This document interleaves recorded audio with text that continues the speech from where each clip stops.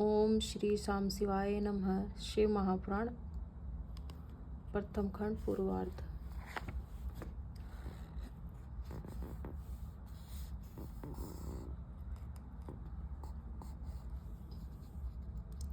आज हम इसका पंचम अध्याय श्रवण करेंगे। विद्येश्वर संहिता पंचम अध्याय। ओम श्री गणेशाय नमः। भगवान शिव के लिंग एवं साकार विग्रह की पूजा के रहस्य तथा महत्व का वर्णन।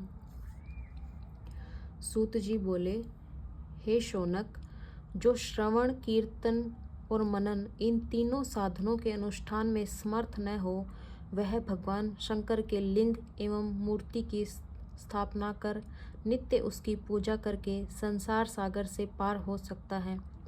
छल न करते हुए अपनी शक्ति के अनुसार धनराशि ले जाए और उसे शिवलिंग अथवा शिव मूर्ति की सेवा के लिए अर्पित कर दे। साथ ही निरंतर उस लिंग एवं मूर्ति की पूजा भी करे।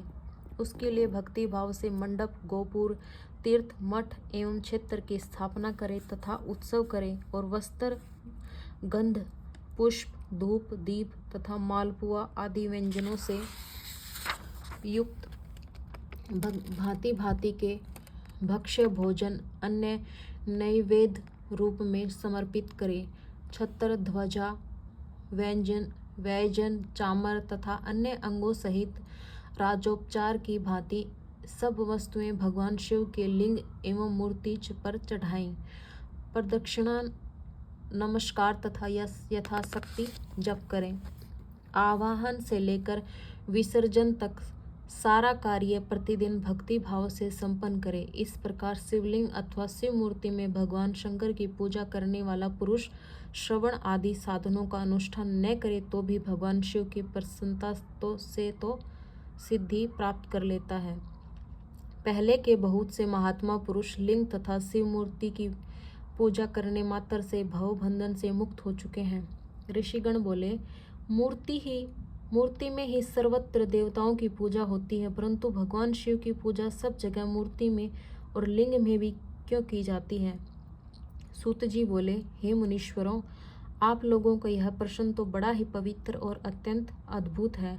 इस विषय में महादेव जी ही वक्ता हो सकते हैं। कोई भी पुरुष कभी और कहीं भी इसका यथार्थ प्रतिपादन नहीं कर सकता। इस विषय में भगवान शिव ने जो कुछ कहा है और उसे मैंने गुरुजी के मुख से जिस प्रकार सुना है, उसी तरह क्रमशः वर्णन करूंगा। एकमात्र भगवान शिव ही ब्रह्म स्वरूप होने के कारण निष्कल, निराकार कहे गए हैं।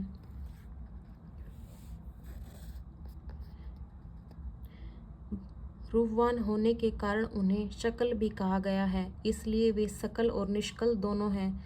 शिव के निष्कल मतलब निराकार होने के कारण ही उनकी पूजा का आधारभूत लिंग भी निराकार ही प्राप्त हुआ है, अर्थात शिवलिंग शिव के निराकार स्वरूप का प्रतीक है।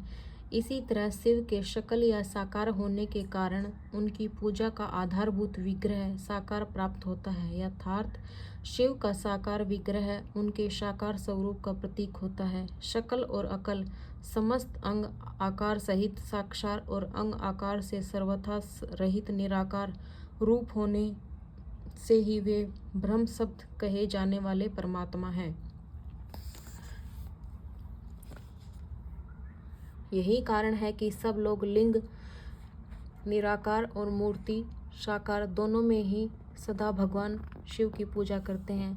शिव से भिन्न जो देवता हैं वे साक्षात ब्रह्म नहीं हैं, इसलिए कहीं भी उनके लिए निराकार लिंग नहीं उपलब्ध होता।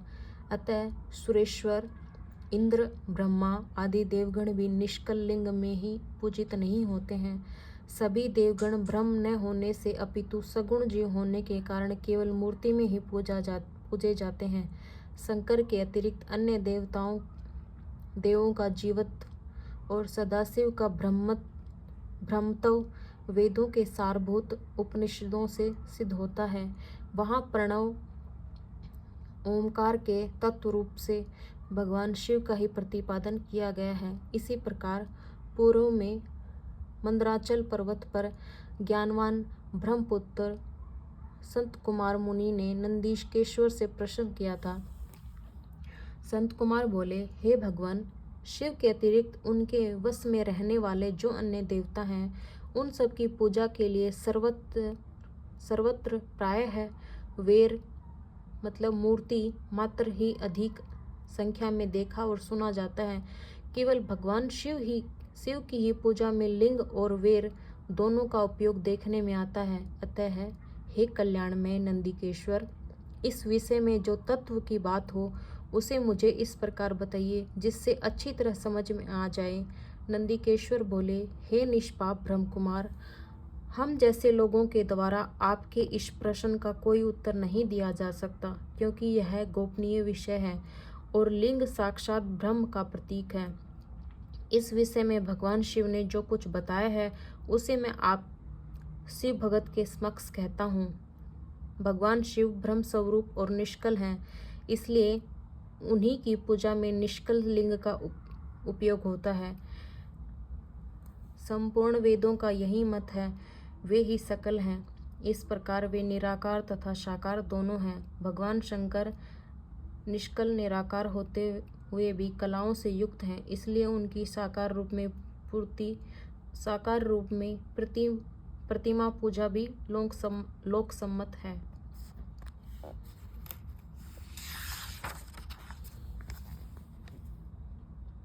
शंकर के अतिरिक्त अन्य देवताओं में जीवत्व तथा सगुणत्व होने के कारण वेद के मत में उनकी मूर्ति मात्र में ही पूजा मान्य है। इसी प्रकार उन देवात्माओं के आविर्भाव के समय उनका समग्र साकार रूप प्रकट होता है, जबकि भगवान सदाशिव के दर्शन में साकार और निराकार ज्योतिष रूप दोनों की ही प्राप्ति होती है। संत कुमार बोले, हे महाभाग, आपके भगवान शिव तथा दूसरे देवताओं के पूजन में लिंग और वेर के प्रचार का जो रहस्य विभाग पूर्वक बताया है वह यथार्थ है। इसलिए लिंग और वेर की आदि उत्पत्ति का जो उत्तम वृत्तांत है उसी को मैं इस समय सुनना चाहता हूँ। हे योगींद्र, लिंग के प्राकट्य का रहस्य सूचित करने वाले प्रसंग मुझे सुनाइए। नंदीकेश्वर बोले, हे वत्स, आपके प्रति प्रीति के कारण मैं यथार्थ रूप से वर्णन करता हूँ, सुनिए। लोक विख्यात पूर्व कल्प के बहुत दिन व्यतीत हो जाने पर एक समय महात्मा ब्रह्मा और विष्णु परस्पर लड़ने लगे।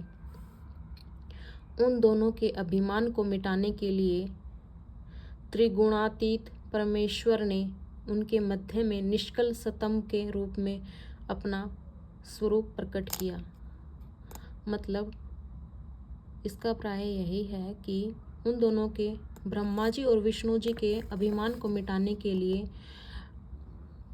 त्रिगुण स्वामी जी महादेव जी ने उनके मध्य में अपना निराकार स्तंभ के बीच में अपना स्वरूप प्रकट किया। जगत का कल्याण करने की इच्छा से उस स्तंभ से निराकार परमेश्वर शिव ने अपने लिंग मतलब अपने चिन्ह के कारण लिंग का आविर्भाव किया। उसी समय से लोक में परमेश्वर शंकर के निर्गुण लिंग और सगुण मूर्ति की पूजा प्रचलित हुई। शिव के अतिरिक्त अन्य देवों की मूर्ति मात्र की ही परिकल्पना हुई।